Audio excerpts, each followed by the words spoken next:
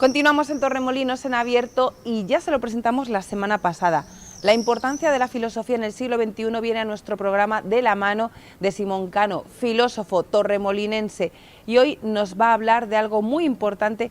Y yo he estado leyendo un enlace que él me envió para que yo supiera un poquito más qué es eso de la neurofilosofía, y me ha parecido algo tan sincero y tan real como la vida misma. Simón, buenas tardes, bienvenido. Buenas tardes. Bueno, me ha parecido muy interesante, ya la semana pasada nos avanzaste un poquito de lo que era la neurofilosofía, cuya madre se llama Patricia Churchland, que es profesora en una universidad en California, ¿no? Sí. Y me parece que tiene tanta coherencia como decir que hoy estamos aquí sentados en el Boulevard Vaina. Sí, la verdad es que es una propuesta que en su momento fue muy incendiaria, porque en su libro Neurofilosofía hacia una ciencia unificada de la mente, ella propone hacer filosofía pero sin desdeñar y sobre todo observando constantemente los datos que nos aportan las neurociencias, ¿no? Entonces es en este aportar donde ella dice, bueno, la filosofía de la mente hasta entonces se había ofuscado en una serie de problemas conceptuales que no terminaban de resolver la naturaleza intrínseca de la conciencia o de los procesos mentales, y entonces ahora dice, bueno, vamos a intentar mirar lo que nos dicen las neurociencias, los datos que nos aportan y cómo esto puede esclarecer este gran problema conceptual que nos viene problematizando todo lo que es el acceso a la conciencia del otro, ¿no? Entonces la neurofilosofía, por un lado, es, como lo que dijimos la semana pasada, ese paso atrás, ese poder plantearnos los fundamentos epistemológicos, esto es decir, el conocimiento que nos ofrece la neurociencia, cuáles son sus límites, porque, por un lado, la actitud naturalista, que es la de reducir todo conocimiento a lo que nos ofrecen las ciencias, puede no ser suficiente para copar todo lo que es el ámbito del espectro de la conciencia humana, ¿no? Y por otro lado, la parte de filosofía, que es también el ver qué problemas que llevamos tratando desde hace 500, 600 años o incluso desde Aristóteles, pueden ahora encontrar o un nuevo enfoque o un intento de solución.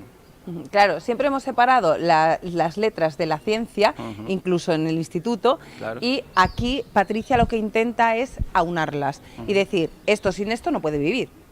Exactamente, porque si nos fijamos en la historia, ya desde Aristóteles, es que tengo que citarlo, porque al final el tratado que él tiene de ánima, que es el tratado del alma, uno de los más importantes de la historia de la filosofía. Es que si no lo citas es como si los psicoanalistas no citan a Freud, vaya. Básicamente, de hecho incluso hay planteamientos que dicen que Freud no existiría si tampoco no existiera Aristóteles, ¿no? Pero por ejemplo, ahí ya aparece la noción de psique, que es la noción que conocemos hoy en día de alma. Es decir, la parte de la psicología que trata realmente de la psique, no deja al fin y al cabo de tratar lo que son los fundamentos últimos del alma, lo que conocemos como alma, ¿no? Entonces, sin embargo, lo que siempre ha dado problemas es este acceso al yo. Esto que conocemos hoy en día como personalidad o como identidad, realmente no es cualitativamente accesible para el otro. Es decir, yo no puedo acceder a tus estados mentales igual que tú no puedes acceder a los míos, o por lo menos en su plenitud intersubjetiva. Pues eso que lo sepa mucha gente, porque la gente se piensa que puede pensar lo que están pensando los demás o que pueden adivinarlo. Sí, pues hay una base de comprensión mutua. Es decir, hay una serie de terrenos comunes a los que podemos acceder, pero nunca en su totalidad. Y cada uno tiene... no es tanto cuantitativo, que lo podemos cuantificar, sino cualitativo, ¿no?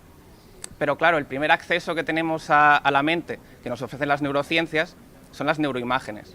Es decir, son estos correlatos perceptuales que nos permiten de alguna manera identificar una estructura cerebral u otra. Entonces la filosofía tiene que plantearse, por un lado, si estas imágenes son valederas de la autoridad que describen, es decir, si reflejan algo realmente o si de alguna manera vician este acercamiento a la conciencia, ¿no? O sea, eso es para que la gente se ponga en situación. Cuando ustedes ven esas imágenes de los cerebros, que lo vemos normalmente en algún reportaje de medicina o de filosofía o de cualquier tipo de ciencia, que se van cambiando los colores del cerebro porque está funcionando una parte del cerebro u otra, y entonces a través de estas neuroimágenes se estudia cómo el comportamiento no externo afecta o cómo nuestro cerebro se pone a trabajar en determinadas circunstancias, ¿no? O situaciones. Claro, es que para obtener este tipo de imágenes las tres maneras más efectivas y que han demostrado ser más o menos razonables en cuanto a autoridad han sido las tomografías axiales computerizadas, las tomografías por emisión de positrones y las famosas resonancias magnéticas.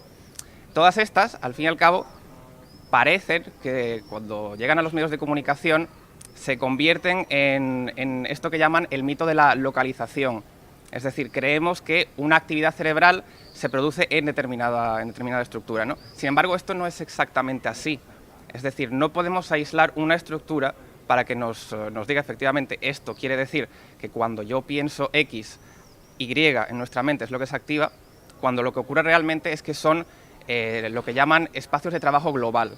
Es decir, varias zonas del cerebro son reclamadas o exigidas de cara a determinada actividad. Es muy complicado meter a una persona en un escáner y decirle, bueno, ahora miente, que es lo que se hizo durante un estudio en los 2000, cuando realmente esa misma persona no puede limitarse solamente a mentir, está pensando también en a lo mejor lo que va a comer al día siguiente. Hay una serie de momentos cognitivos que están actuando, no solamente la mentira. Y esto puede dar lugar a muchos errores, sobre todo cuando llegan a los medios de comunicación y venden, bueno, pues, por ejemplo, hace poco leí yo en una revista de divulgación que nosotros votamos a la persona más guapa. Es decir, no sé, por ejemplo... Por eso Pedro Sánchez es el presidente del gobierno. Podría ser, es decir... Y no lo fue en su día. Claro, otro cualquiera. Todo esto vicia un poco, al final, la verdad que se oculta detrás de todo esto, ¿no? Entonces, a través de las neuroimágenes podemos empezar a hablar ya de esa neurofilosofía, pero claro, tú dices que funcionan, y es normal, obviamente, sí, yo estoy aquí hablando contigo, pero también estoy pensando en otras cosas a la vez, y estoy pensando en que no se me caiga el micro y en que no se me vuelen los papeles y demás. Entonces, mira, ves, ya se me voló un papel.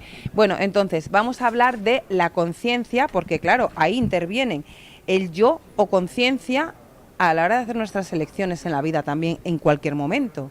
Como por ejemplo, yo he decidido no agacharme a por el papel y Simón sí. Por ejemplo, ahí pues eso es un buen paradigma para hablar de la conciencia. Ya desde Descartes se sustancializa, es decir, lo sustancial es aquello que es real y material, cada filósofo opta por una realidad distinta, pero la conciencia parte de ser el presupuesto último y a partir de ahí nosotros vamos creando, ¿no? Entonces, David Hume fue el escéptico que dijo, bueno, pero es que yo a nivel perceptual no tengo una prueba de esa identidad, de ese algo que permanece a lo largo del tiempo y que soy yo, ¿no? Entonces aquí hay una escisión, porque las neurociencias no optan por estudiar este yo, esta identidad, esta personalidad, sino un yo que se describe en términos de atención. Esto es lo que se llama en ciencias el yo epistemológico. Es el yo que se entiende como una lucha a muerte entre atenciones, es decir, la conciencia accede al mundo en función de lo que le interesa atencionalmente. Por ejemplo, este yo epistemológico ha sido entendido, por ejemplo, como una preparación para la planificación de una serie de actividades que cada uno de nosotros tenemos que realizar. Esto es a partir de un término que se llama la homeostasis, que es lo que nos mantiene en un equilibrio, es decir, el organismo siempre está buscando equilibrar cualquier disfunción posible, es decir, no todo el cuerpo lo puede autorregular, pero siempre va a buscar el término medio entre lo que le conviene y lo que no. Por otro lado, el yo ontológico, que es este que a cada uno nos describe, ¿no? Cómo nuestra relación con el mundo puede optar por generar determinados pensamientos o la manera en la que estos pensamientos son evocados, es el yo ontológico, que se ha estudiado también, es decir, hay una serie de correlatos neuronales, por ejemplo, las estructuras corticales de línea media, el eje hipotálamo cortical, que esto lo ha propuesto Rodolfo Ginás. Todo esto provocaría la comparecencia de una serie de procesos que sustentarían el yo. Todo esto que es, por ejemplo, entendemos como autorreferencialidad, como planes autobiográficos que nos tienen en cuenta a la hora de memorizar y a la hora de planificar de acuerdo a esta memoria, ¿no? Sin embargo, es un aspecto al cual nunca conseguimos dotarlo de una importancia suficiente dentro de la ciencia, porque al ver que es algo oscuro, es distante para los datos que obtenemos a nivel epistemológico, es algo que solamente el neurofilósofo, o la neurofilósofa en este caso, como Patricia Charland dice, tenemos que mirar estos datos para ver si de alguna manera podemos sustentar nuestras hipótesis sobre lo que es el mundo interior, el mundo íntimo de la subjetividad. Nos queda un minuto para una cosa tan importante que me parece que, bueno, es que lo he leído en el artículo que me pasó Simón y digo, ¿qué es esto? Porque dicen que hay que hacer deporte para estar sanos, entonces hacer deporte nos genera ciertas, segregamos ciertas hormonas en nuestro cerebro que hacen que estemos bien. Por ejemplo, el cortisol hay que eliminarlo, la dopamina hay que tenerla y la oxitocina es muy importante en el campo del que estamos hablando hoy, porque me he quedado con algo así como sujetos moralmente inteligentes según los niveles de oxitocina. O sea, cuanta más oxitocina tengamos en nuestro cerebro, bueno, ahora me dices si está en el cerebro, está en más sitios, seremos moralmente más inteligentes. La decisión moral, al fin y al cabo, es un proceso que nosotros pensamos que podemos realizar sin implicar las emociones. Es decir, una emoción es un proceso neurológico que tiene atribuidas una serie de actitudes y de comportamientos que son disparadas por un estímulo, ¿no? Entonces, cada una de estas emociones están controladas por el sistema límbico. Entonces, el sistema límbico que está operando a partir del hipotálamo, el hipocampo, a partir de aquí, por ejemplo, la amígdala, que es donde realmente se conectan todo lo que son los neurotransmisores. Lo que implica todo esto, al fin y al cabo, es que yo no puedo actuar realmente, no puedo tomar una decisión sin apelar a las emociones, porque toda decisión implica un retroceso con respecto a lo que estoy haciendo y apelar a la memoria cognitiva, que es donde se almacenan todas las situaciones que he experimentado anteriormente. Entonces, cuando, por ejemplo, en una situación de tristeza, no solamente está compareciendo el presente, sino una revelación autobiográfica de esas situaciones que se han almacenado y que comparecen cada vez que nos emocionamos y por tanto tenemos que actuar de acuerdo con esa memoria, ¿no? Entonces al final es inevitable el tener que actuar de acuerdo a emociones, y esto que suelen decir los filósofos estoicos de que hay que aplazar o apartar las emociones en una decisión, se nos hace muy complicado cuando vemos este tipo de problemas, y justamente refleja lo que la neurofilosofía puede aportar a la reflexión tanto filosófica como a los datos epistemológicos de las neurociencias. Perfecto. Simón, una pregunta. ¿Hay alguna manera en la que nosotros podemos generar o segregar más oxitocina? Bueno, hay digamos, al fin y al cabo, lo que nosotros conocemos hoy en día como recompensa y castigo, generalmente tiene una base neuronal. Es decir, nosotros, si nos habituamos a realizar determinado tipo de acción, a la hora de intentar reproducirla, nos va a generar esa sensación de satisfacción, sobre todo cuanto más nos cueste.